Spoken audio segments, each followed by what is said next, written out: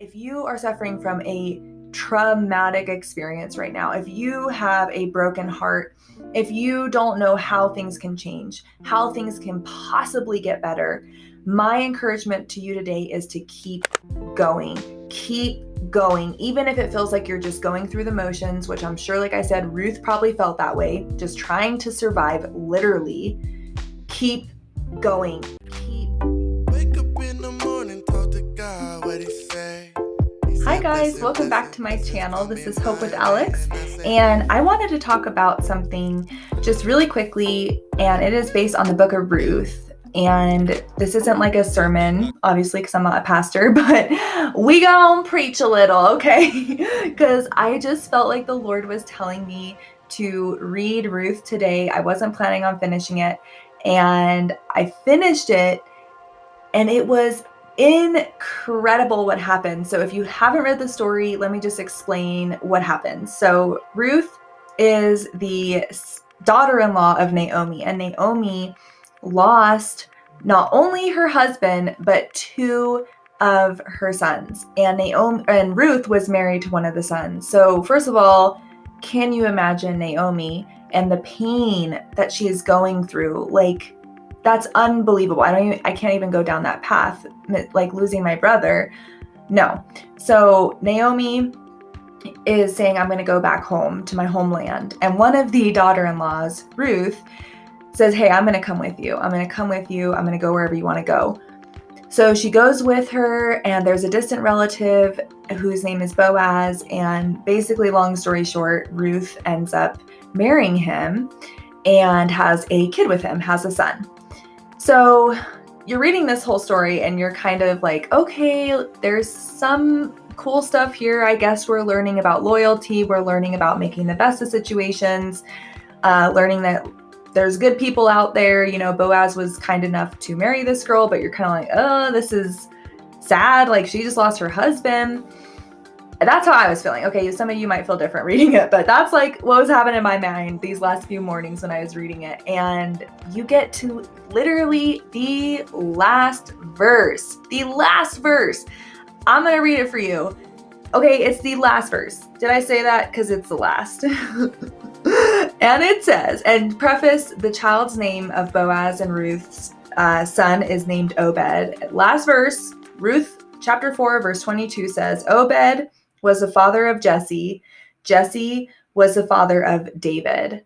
And we are talking about King David. Okay, so you can imagine I'm waking up in the morning reading this, like, hold up.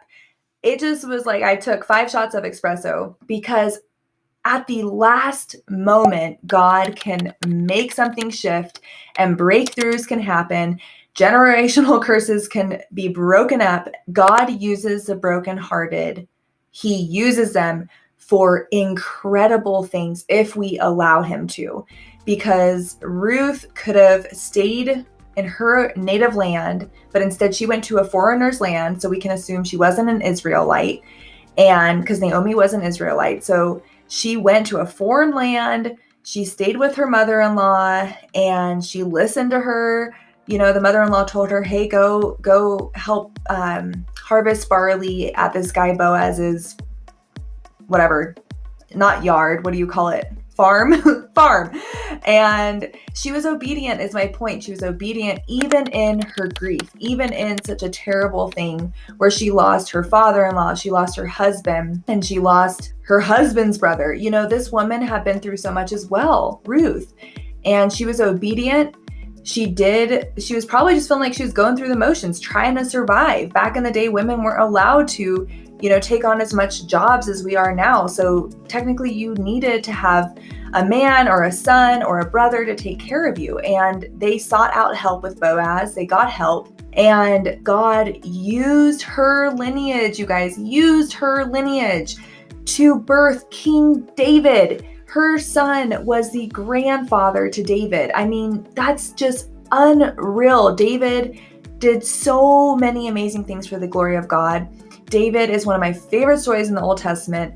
If you look for it, it starts in 1 Samuel and it goes through about 1 King. And It's all about how God is faithful to those who are hurting and to those who keep repenting and making mistakes and then repenting. I mean, David and God's relationship is so inspirational that no matter what we do, as long as we keep repenting and turning back to God, God will be there with open arms.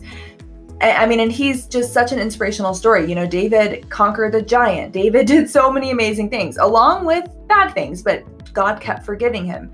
My point is that King David, way up here, is a part of the lineage of Jesus. Okay, so if that first part didn't hit home, let this hit home, okay? Obed, Ruth and Boaz's son, is in the direct lineage of Jesus. So this is just unbelievable and crazy. So I just want to encourage you really quickly today, whether you're listening on the podcast or on YouTube, that if you are suffering from a traumatic experience right now, if you have a broken heart, if you don't know how things can change, how things can possibly get better, my encouragement to you today is to keep going. Keep going. Even if it feels like you're just going through the motions, which I'm sure, like I said, Ruth probably felt that way, just trying to survive, literally.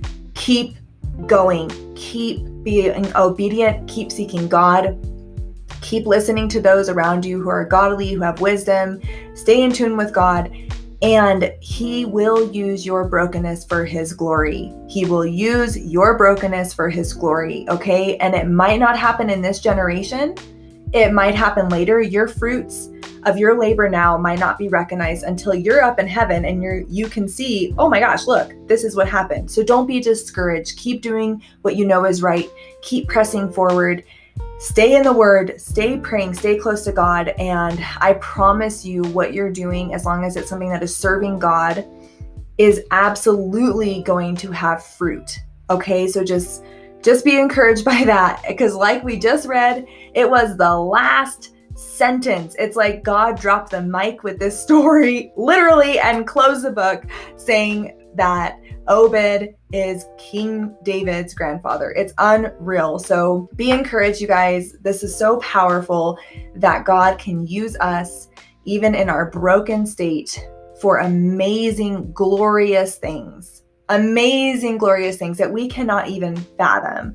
And if you need proof, more evidence, read Ruth. It is only 4 chapters, easy peasy. You'll read it. You'll kind of probably feel the way I am, like, oh, this story's kind of a bummer. A lot of sad things happening. And then you're going to get to that last part. Sorry, I let the cat out of the bag, but you will see, holy cow, wow, God really uses us. He uses ordinary people in terrible circumstances, whatever it might be, for kingdom purposes. So walk in that today. I hope you're encouraged. I really appreciate you guys. And I just wanted to give you a little push through your week to remember that no matter what you're facing, don't let that dictate the way that you act. Know that God can use it for something so much more powerful in the future. You just got to keep going and stay close to him. God bless you. Thank you for listening to my TED Talk on Ruth, and I'll see you guys next week. Bye.